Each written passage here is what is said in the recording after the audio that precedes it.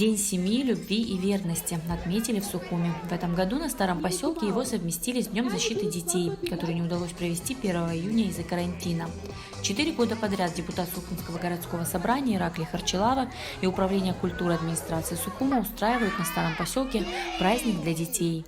К нам обратился депутат городского собрания Ираклий Харчилава. Он как многодетный папа этот праздник он решил провести сегодня.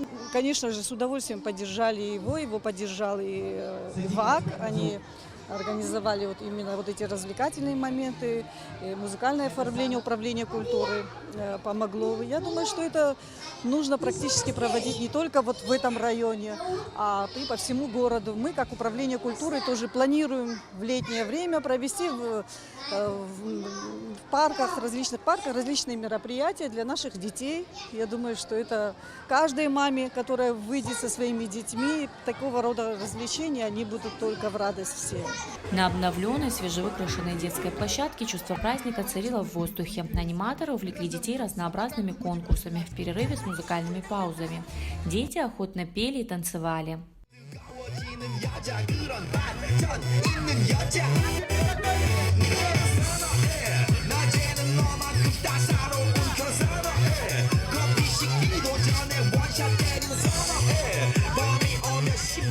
Всех поздравляю! У кого есть семьи, живите счастливо, долго, и чтобы у вас было много таких маленьких деток. Здоровья детишкам, крепкие семьи, чтобы были, и долгих лет совместной жизни счастливой. Желаю детям счастья, здоровья, взрослым, чтобы они были всегда здоровы.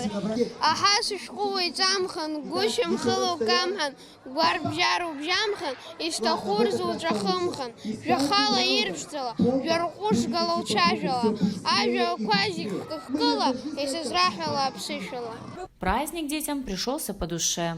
Спасибо за праздник! Илана Какаля, Давид Авицпа, специально для Абхазского телевидения.